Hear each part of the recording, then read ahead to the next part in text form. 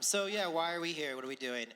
The thing that we gotta look at is what are the audiences that are actually using mobile apps? Who are the devs that are actually building mobile apps? I would like anybody in here to guess. What do you think the actual population density is of Web3 devs that also have React experience or really any kind of mobile development experience? Silence. Any guesses? No one? 5%? 10%? It's not. It's not 5%. It's less. You think it's higher? You think it's higher? I would say it's probably between 5 and 10% those who actually have competent Solidity experience and competent mobile development experience and could actually build robust mobile DApps that affect billions of people's lives. And so a big part of what we're doing here is actually starting the first mobile track at ETH Denver of any Ethereum conference that's ever happened. And the point is, what's up? Yeah. Yeah, thank you. It was a really big passion of mine. I really wanted to say, I was like, ETH Denver, let's have a mobile track. It's weird that we don't. And I imagine this will be a much more populated room in about 3 years. So without further ado, I'd like us to get into the panel, and we'll introduce everybody involved. So let's start with Marek. Introduce yourself. Thanks, Jarrell. And yeah, big fan of having a mobile track. Woo!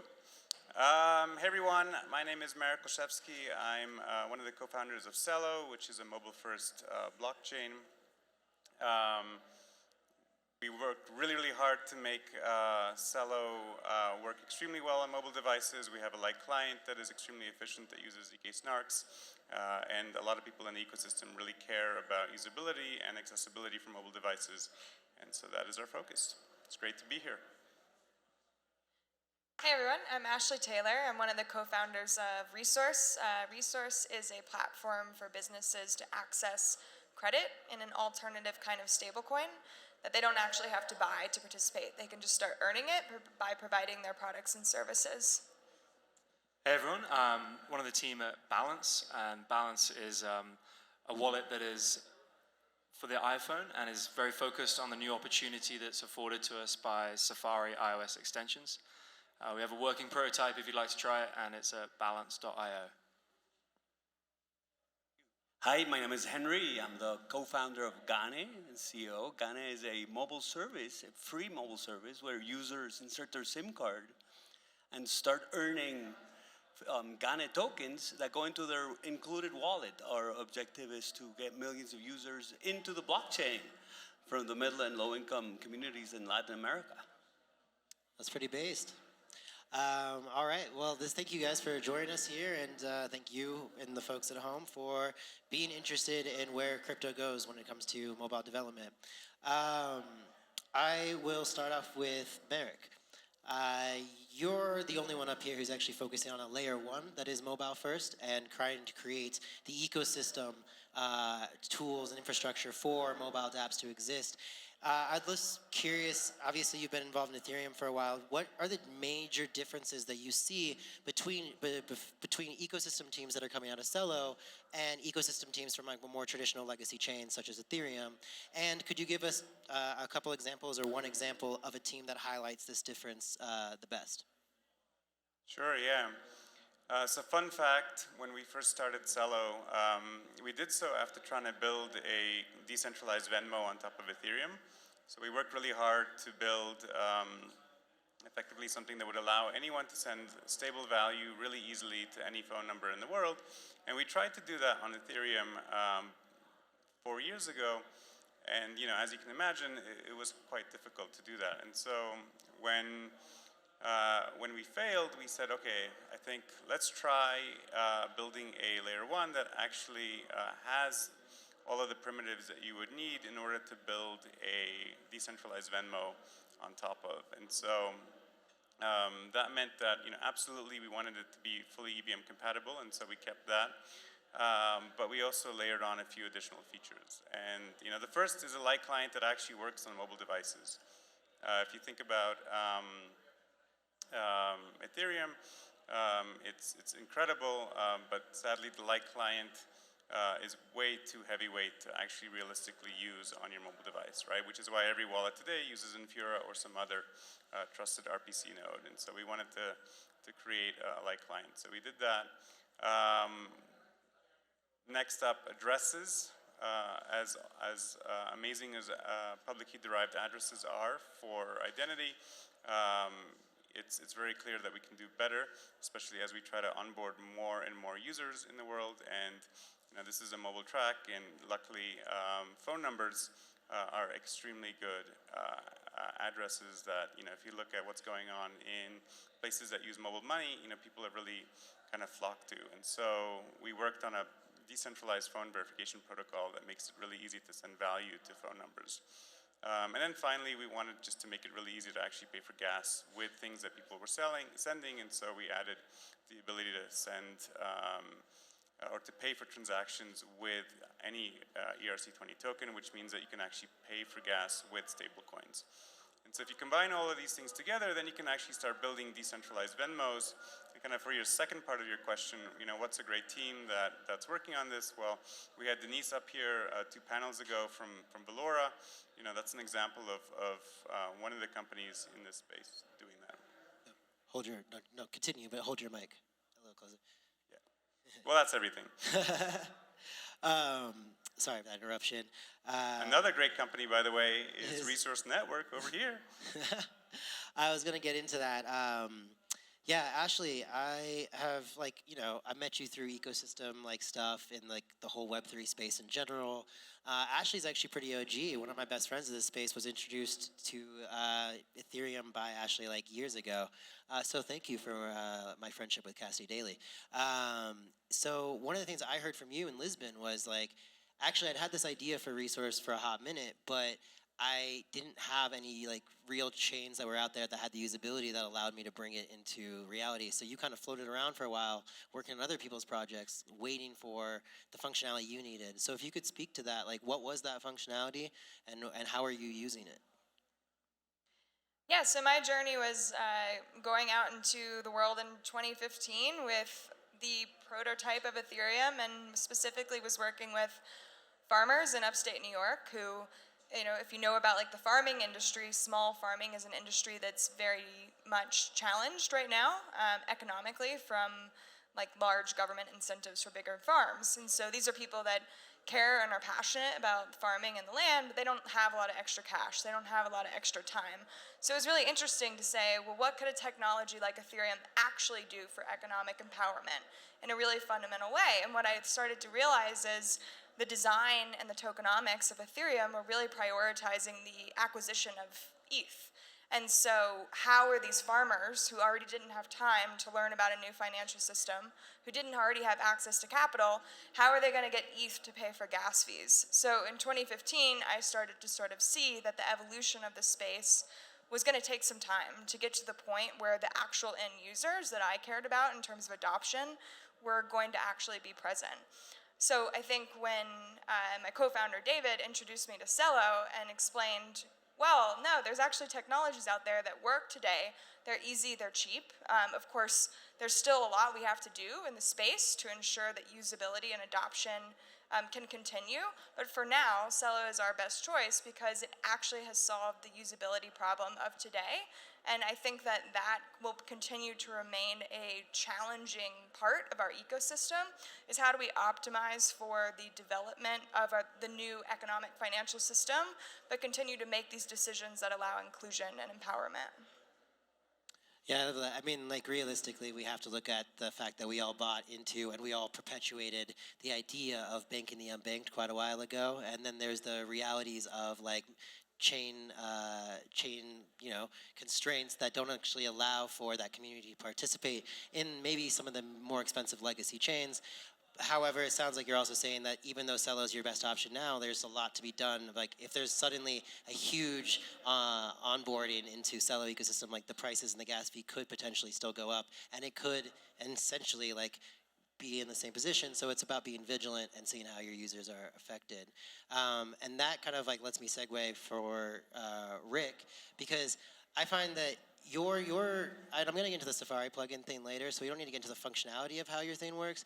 But from what I understand, you're essentially building this for the mobile market, but I get from what I hear, you're looking at the populations that are like Gen Z, and you're like looking at like these next generation of mobile devs. Well, maybe Ashley and Marek were initially looking at like, okay, there's markets that are currently right now, but as everyone here knows, like iOS is not the device of like emerging markets or the developing world or the global south. But you're saying, okay, yeah, but there are still mobile users that can be onboarded into crypto from other markets, and I'd love to hear what you have to say about that. Yeah, I always say the past of Ethereum is middle-aged, wealthy, and on Twitter, and the future of Ethereum is young, on TikTok, and kind of really mobile native. And those are the people who are going to bring the kind of fresh perspectives, the new ideas, the new energy. It's certainly not the kind of semi-successful and floating around the world Twitterati who ship nothing in their lives. And so I'm really thinking, when I hear all these kind of fantastic visions for how Ethereum can deliver the future, or let's mine asteroids and turn them into tokens, or maybe we can restructure politics, inside my head I'm just screaming, it doesn't fucking work on your phone. I mean, literally, if you try and use so many DApps with any of the systems that are available right now, they barely function, or they don't render the transaction, or it gets dropped somewhere between the app and the wallet. And just overall, the experience has been so terrible because there's been this gap between the browser on the phone and the wallet on the phone. But that gap has now been bridged, and that's why I think there's an opportunity to make a product that affords really interesting development environment and something that the kids can use, because many people here have a desktop, but that's really not what most people are exposed to. They're exposed to apps and web apps and websites. So we're doing it for the kids. I'm doing it for the kids, yeah, definitely. Yeah, I love that. I will have some follow-ups on that in a second. But Henry, our surprise panelist addition, but I hear what you're doing. I think it's pretty interesting, so let's just dive into it. You're basically focused on bringing internet connectivity to these communities, and you've decided to use crypto as the easy means with which to do that. So I'd love to hear what you think about like iOS and Android being devices of the emerging markets versus like established markets, and what's your experience been? Definitely, Android is 99% of the users in emerging markets. Latin America has 500 prepaid mobile users that hate their service, their plan. They have to go queue up, pay a couple dollars that it's going to last a couple of days, but they don't have any other option. The reason they have to do that is because they have no credit. They have no credit, they use cash. In 2017, less than 50% of these people had a smartphone, even if we've had smartphones forever. In 2019, over 88%. Today, over 90% of these users have a smartphone, and yet they still use cash. These people are very smart. They're just ignorant of the fact that their smartphone is already a mobile wallet in waiting. So what we're doing is bringing them free mobile service so that they can get rid of the prepaid, and boarding them and bringing them by the masses to this new world that belongs to just very few people, and make them leap over the banks. Yeah, so to your point, like you're talking about the assumptions that are made around how they think their smartphone interacts and gives value to their life as a whole, which is actually pretty interesting. There's a computer scientist named Marshall McLuhan who talks about the assumptions of the West and how we develop our technology for specifically those who are using it. And it's like, okay, if you're using a desktop wallet, or like that's what you think is the right thing to do. And so you're saying there's a lot of value in pioneering people's perceptions around the mobile phone being a perfectly feasible, reasonable way of like having wealth accumulation and even an identity protocol. Yeah, and I just think that even as I kind of turn the corner on my 30s, I can't quite tap into what kids are doing with some of the most cutting-edge mobile interfaces. And so to remain fresh, to remain young, to really understand how kids who've grown up with phones through their high school and how they can kind of throw together edits on TikTok, or they can use certain memes to reference other memes to create mazes so people can't understand.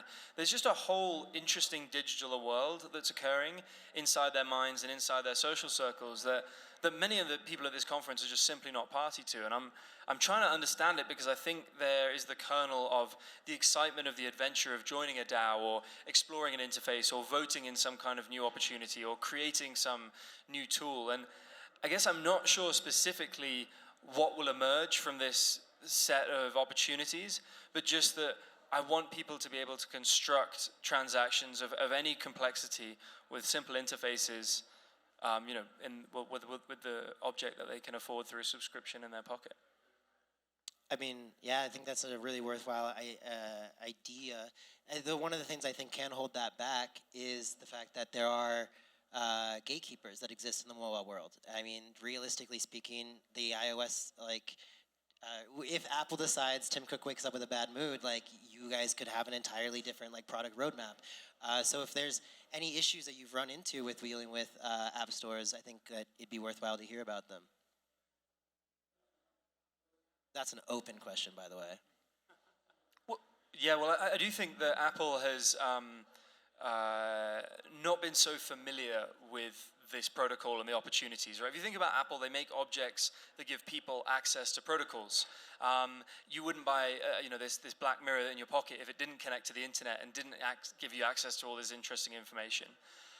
But I think the vast majority of apps that have been submitted to them, they felt were just not tasteful or were trying to hop onto trends, and they didn't really have the kind of institutional knowledge to be able to sift through what was correct and what was not. And that makes it a challenge for developers to push forward. Where I think things are changing are three ways. First of all, Tim Cook has publicly stated he owns crypto, and that's a very big signal. He wouldn't do that publicly unless that was something serious. Second of all, there are rumors that the Secure Enclave team, the people who built the stuff that secures Face ID, Touch ID, and Apple Pay, are kind of working on a more interesting API that will allow developers to kind of sign messages inside and move keys in and out. And thirdly, I happen to know that several of the senior management at Apple have gone from crypto being a small percentage of their portfolio for it to being a very large percentage of their portfolio. So number go up does help our case. But yeah, we have a lot of work to do in our relationship with Apple because it's a $3 trillion country and we're a kind of multi-trillion-dollar protocol, and we've got to start talking to each other better.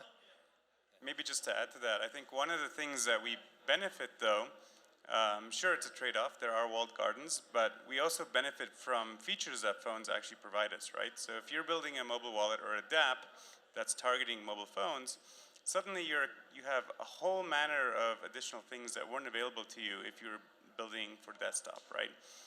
The Enclave, I think, is one great example. Obviously, on Apple, it's been catching up on desktop as well, but GPSs. Obviously are something that have been incredible on mobile on Web 2, but for Web 3, there's a whole bunch of other things that can also be really great, right? Contact lists are really, really interesting, right? Velora, one of the things that it does is it uses that decentralized phone verification protocol I mentioned before, and it allows you to actually send payments to people in your contact list in a fully decentralized manner, right? That's something that we can't do with desktop wallets that really, from a usability perspective, makes things just so much more accessible. Push notifications are another one, right? If you have a position in Compound that's about to get liquidated, getting a push notification right before that happens, that could be quite useful, and that's something that we get on mobile that you don't necessarily have on desktop. Are you saying that there's a better way of finding out about that, instead of just watching my friends scream on Twitter? Is that watch out? Yeah. And actually, Apple just added an API where you can do push notifications from web apps. So we're still just beginning to poke around with that new opportunity. But one of the interesting things about the antitrust case against Apple is it's forcing them to open up a bunch of new APIs to kind of prove to the regulators that developers can have more flexibility than they otherwise would have had before. But I think that also it's important to note that Apple's one of the few companies that actually doesn't have the incentive to kind of know your brain and sell you an advert. And so as a result, I think the set of incentives that they have are quite well aligned with the Ethereum community. They just wish to sell you an object. They focused on privacy, security, and kind of not revealing your data to lots of ad networks because that's not their business. And it does concern me that we've got into bed with so many projects and companies whose incentive is eventually to sell you an advert in some way. I think there's an interesting future here where Apple as the walled garden being subject to regulation. And so when I think about crypto, I always think about identity and reputation, what I'm able to build across all different protocols. I think that's really where the space is heading. And if I'm building reputation across protocols that actually Apple, regulatory-wise, is not able to acknowledge anymore because they have to not enable that app in their ecosystem for regulatory concerns, then there's going to be a real desire for a hardware that exists outside of the Apple ecosystem. So I think that's when we'll start to see some pressure that may go in a different direction. I mean, yeah, and to your point, the legality of everything is very interesting. And to kind of further explain what you were saying, because for everyone, what you were trying to say with the ECSA being added to the secure enclave is essentially that your smartphone could be, in fact, become your hardware wallet that is like using biometrics from Apple to log into your hardware wallet, which is actually pretty huge for everyone up here, I think, as a direction for your product roadmaps. And I have a question for like Marek and then also Henry, and you guys can jump in, but it is around like Marek, from a layer one perspective, you're funding an ecosystem or finding like people to come enter the ecosystem. I think a lot of what you guys have done is try to like use Otis to like secure mobile phones as like a gateway to crypto. But do you see like hardware advancements in that fashion really taking your layer one to the next level? Because just it's all encompassed. Yeah, the secure enclave changes are really, really exciting, and it's not just on Apple that we're looking forward to this, but also on Android. When we first started Celo, we were part of the Google Startup Labs program, and so we spent a lot of time with the Android team, really talking to them about adding this kind of functionality to their version of the secure enclave. Because absolutely, it is just super, super important, right? I think to get hardware wallet-like security on your mobile phone, that's incredible, right? This is why, for example, Anchorage uses mobile phones over any other application, because from their perspective, it's much more secure than anything else they can offer. That's in the custodial world, but in the self-custody world, once these improvements happen, I think it's going to be really, really exciting. Yeah, I want to give Henry a chance to give us the Android perspective on this real quick, and then we can go back into discussing Apple. Well, the Android is basically an item where you can use your biometrics, but at the same time, remember that it has a SIM card inside. That in our case, in Gane's case, the SIM card also has an ID.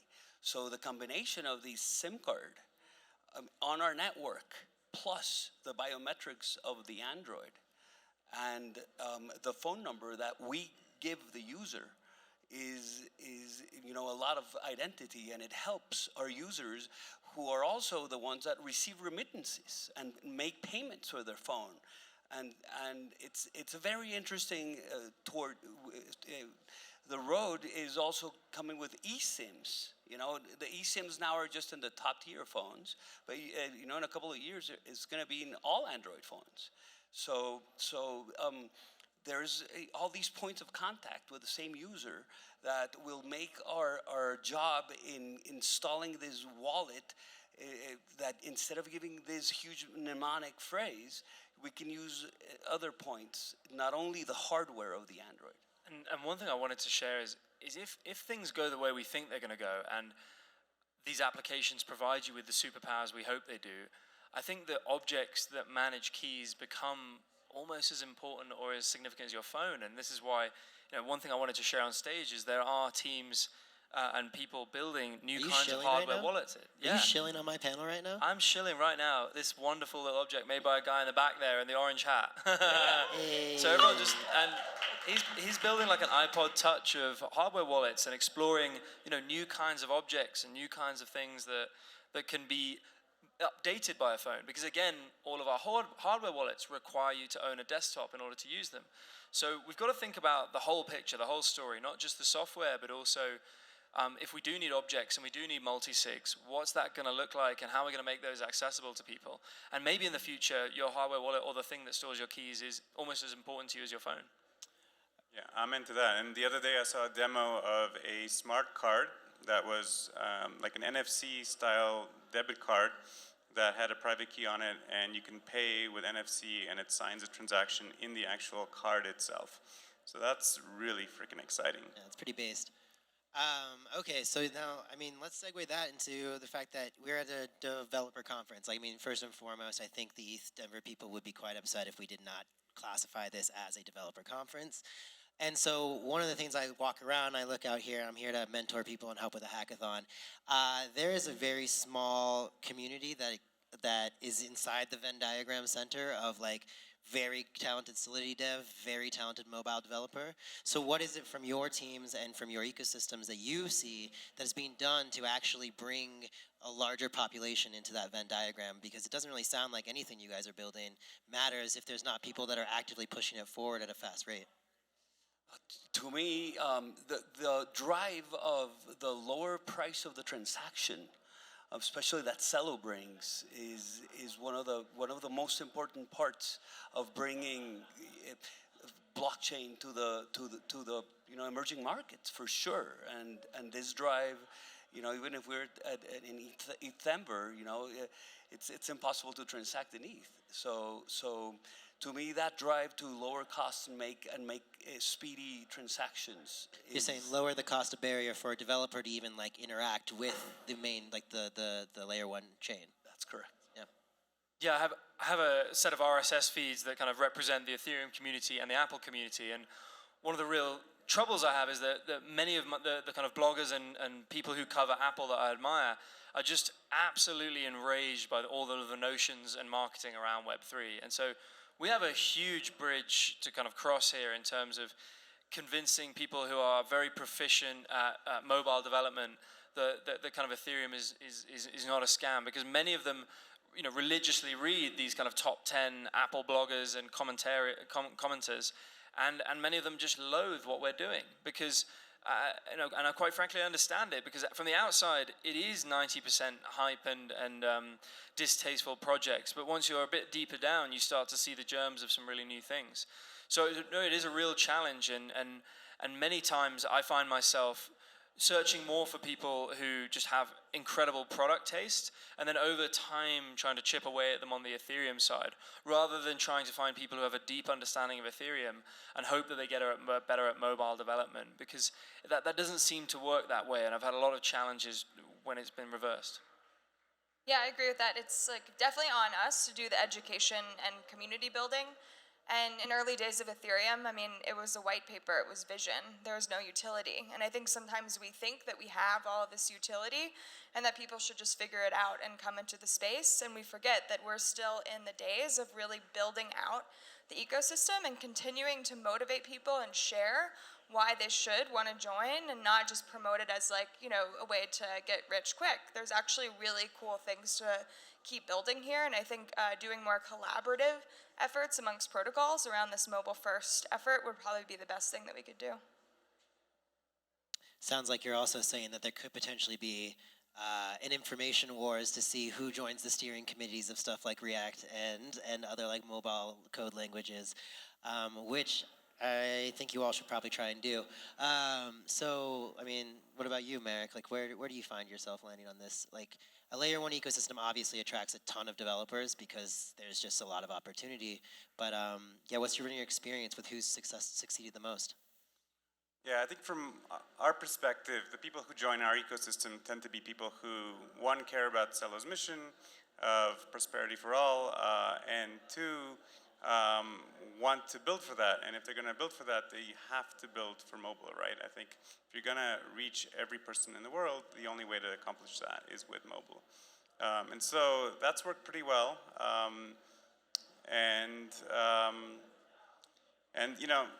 The other thing that I think is interesting, you were talking about the younger demographic. Like, this is getting easier every year, right? Every year, people are coming to us, and yeah, the idea of building for mobile first is obvious, right? It's what people grew up with, and so it just gets easier every day.